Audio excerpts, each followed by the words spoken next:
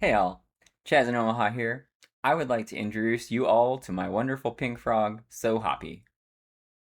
It is with this majestic creature I decided to try the coveted bow, weaving nukes, and pet setup.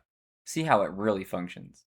As soon as I was able, I used range dance the entire way, other than evasive for emergencies. And so, just prior to opening beta shutting down, I leveled on stream as a Shaman Ranger Mage combo. The timing was perfect. EQ Legends had just introduced two new dungeon revamps. We leveled from 12 to 16 in the new Crushbone. We found several pairs of slave trammels for me and the pet. We had a crafted bow already, then saw the bow drop from Warlord. That was kind of sad. Then another victory. The DS clicky chess piece was very good. We found 16 to be the upper limit of decent leveling here, so we went elsewhere. To absolutely nobody's surprise, on to Befallen for 16 to 25. We got dual ignite proc daggers for our pet. We gathered the standard set of pristine wrists, gloves, legs, arms, chest for us and our pet. Here, the Ranger Interrupt disrupting shot started showing its value on clerics and Baron. After Befallen, next up was Split Paw for 26 to 41 to get the full revamp experience. In section 1, we found the Mana Pres 2 shield. This was a spectacular find, and it was doubly good because we can legit wear shields since we're using a bow as our weapon. Section 2 was miserable, but Ranger Interrupt once again helped a ton. In Section 3, we got the Giga AC chest piece for Mr. Pet, which was really noticeable. The rest of the sections had nothing terribly exciting, except when we instagib Necro Wizard Major Enchanter mobs with our Nuke Bow Shot Pet Double Backstab combo. We then moved on to Lower Gook for 41 to 45. This zone felt instantly easier than Split Paw. We got an FBSS from the Frenzy, we got super lucky. We also got a Mithril two-handed and found we can't wear it, super unlucky.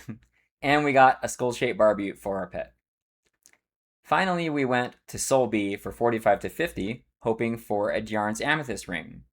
We were there for all 5 levels, and we did not see a single ring. Oof. Thankfully, we already had spell haste thanks to Mage summons. The level 46 Mage Earth Pet was a super great tank here. Next, we wanted to take that show on the road and go for some post 50 content, just to see what we were able to do in raids. We started with a D0 Yale, just to see what was going on.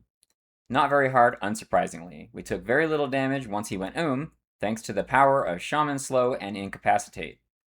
We were running out of time at this point, so then we went to D0 Plane of Hate and Inaruk, hoping we might find a Mage Earth Pet Focus Staff. We were able to clear D0 Hate without much trouble, except for a bit of a pet threat issue on Inaruk. This problem left me unable to use my bow, due to being in evasive stance, for much of the fight. This journey left me with 4 major takeaways that I'd like to share with you all. Number 1. Bow progression and fletching. Early bows aren't too bad, but they are certainly worse than their melee counterparts. However, you can craft better with a medium amount of effort. If you don't want to do fletching, early bows come from the Sharpshooter in Blackburrow and the Warlord in Crushbone. After that, there is then a large dead space in gearing for bows, which is not very great. There is a very good bow, slightly better than the top-of-the-line crafted, shaped Darkwood compound bow, called Ruined Oak Bow in South Karana. Several people, including me, checked this on stream, and it is likely to be quite a long camp to get it. The name that can drop it I never saw in an hour or an hour and a half of trying, and the drop rate when they do spawn is supposedly not very good. To craft the best bow, a 1941 at D0, it requires approximately 3,000 plat, give or take. This could be reasonably done in late 20s or early 30s by farming hill giants, but I'm guessing not many will want to do that in Everquest Legends, including me. TLDR, I would have liked to see a bow in the Split Paw revamp. Hopefully we see one in the next 25 to 50 dungeon revamp. Number 2. Mage is pretty fantastic for leveling. The water pet absolutely slaps if you let it backstab. It doesn't even need a dagger. Mage nukes absolutely blast, and they synergize with slow shooting bows incredibly well. Mage focus effect summons are sneaky powerful, further amplifying already strong mage spells. You're able to get spell damage from wrists at level 20 and 42, extended enhancement from shoulders at level 27, mana pres from neck at level 30, and spell haste from the ring at level 37. I never used Earth Pet early on, as the water pet damage felt really good. When I did use the Earth Pet in Soul B, starting at level 46, he surprised me with his tankiness. He only really seemed to take substantial damage when the Imps could backstab him. On primary targets, I did pull threat consistently when chain neeking, however. TLDR, Mage hard carried this run. Number 3, the elephant in the room, range stance. Simply put, this stance isn't very good. Let's assume for a moment that bow DPS can be competitive with melee with the correct setup. Even if this is the case, the fact that bows are completely disabled if you need to use defensive, evasive, or channeler stance completely ruins it. The only thing that comes even close to this is berserker stance, but even then, you aren't completely disabling your primary weapon from functioning. Some people on stream suggested a decent sounding simple fix. Hear me out before raising your pitchforks. First, delete range stance. Then, allow bows to double and triple attack with no minimum range by default. Alternatively, you could also give an AA to ranger that gives the double or triple attack and no minimum range.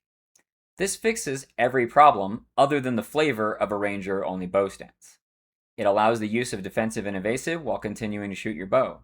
It also allows the use of offensive stance like any melee weapon. TLDR, if they leave range stance in, ranger bow DPS playstyle will seemingly always be plagued by the inability to use bow and use a defensive type stance at the same time. Number 4, raiding with our bow and pet setup. The first thing you're likely to notice is trying to play with a bow and a pet is pet threat, or the lack thereof. The initial slow, odium, and a resisted E-bolt kept Inaruk on me nearly the entire fight. This was further exacerbated by me being rooted constantly, but it still doesn't feel intended with pet taunt turned on.